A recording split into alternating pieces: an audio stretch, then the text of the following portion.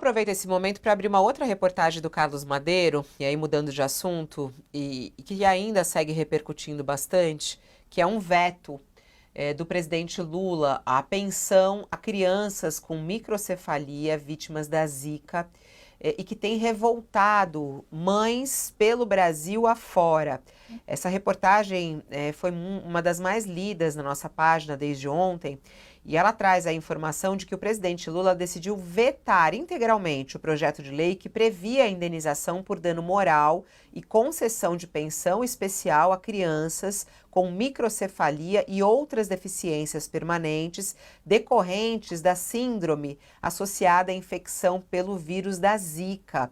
Esse veto foi publicado ontem no Diário Oficial e foi justificado por contrariedade ao interesse público e por inconstitucionalidade.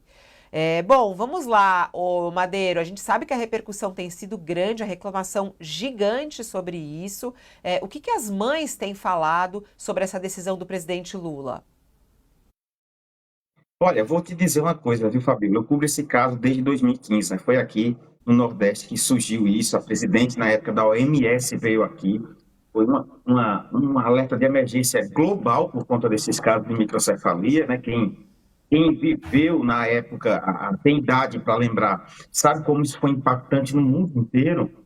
E é importante dizer que as vítimas dessa síndrome foram especialmente crianças pobres do interior do Nordeste, aquelas que não tinham acesso a pré-natal, que não tinham acesso a algumas daquelas Estamos recomendações, Só uma pausa, ô suplementos. Madeiro. Estamos Pois voltando não. com o pessoal da TV. O Carlos Madeiro está explicando sobre esse veto do presidente Lula e o que está por trás desse veto. Tem a justificativa já do governo, mas mesmo com essa justificativa, a reclamação das mães é gigantesca e você está falando justamente o porquê dessa consequência, né, das vítimas da Zika. Vai lá, pode continuar.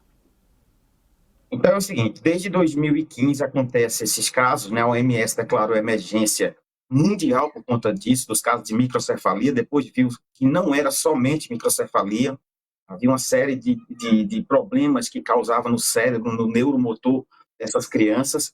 E desde 2015, no final de 2015, um projeto da então deputada federal Mara Gabrilli, ela traz uma ideia de pensão para essas mães bancarem os tratamentos. Essas mães são mães normalmente pobres, estão espalhadas basicamente pelo interior do Nordeste, onde os pré-natais são muito mais complicados, você tem mais dificuldade em acesso a suplemento, aquela coisa do ácido fólico, tudo isso contribuiu para que as pessoas pobres fossem vítimas, elas lutam para ter tratamentos.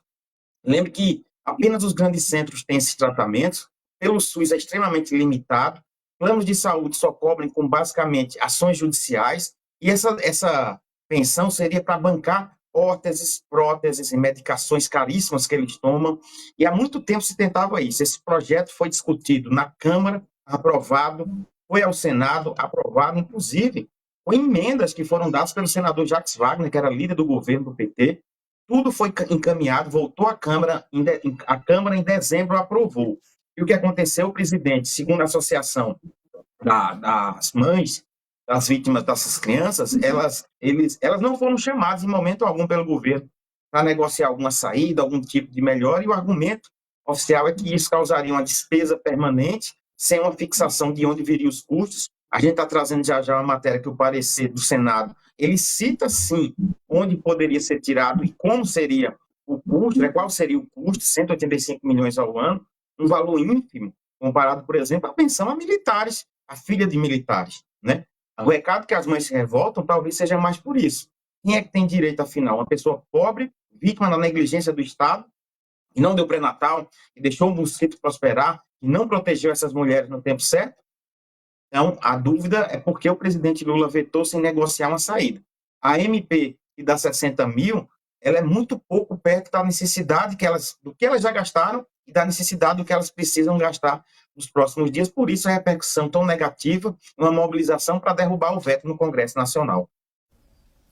Ô Thales, como entender, né, esse posicionamento do presidente Lula que sempre dentro dos seus discursos, das suas ações, tem sempre essa preocupação com os lado humano, né? É possível entender esse veto? A justificativa cola? Eu até queria abrir aqui na reportagem do Carlos Madeiro um pouco mais de detalhes em relação a essa justificativa, a justificativa do veto, né? Segundo o veto publicado, o projeto afronta a lei de responsabilidade fiscal e a LDO, que é a Lei de Diretrizes Orçamentárias. É aqui o que está na reportagem do Madeiro, aqui embaixo, quando a gente vê, para quem quiser os detalhes completos. Opa, eu corri demais aqui, ó. Aqui, ó, justificativa do veto, ó. Segundo o veto publicado, o projeto afronta a Lei de Responsabilidade Fiscal e a LDO. Lula ainda cita na mensagem ao Congresso que, ao dispensar, diverge da abordagem da deficiência, enfim, foi uma nota meio técnica ali, feita por alguma equipe técnica do governo, né? E aí, ô Thales, acho que o Madeiro precisa sair. Madeiro, então, um beijo para você. Obrigada, querido, até. Obrigado, Tchau, tchau. Fabiola, Thales, um abraço a todos. Volto em breve. É isso. Um abraço.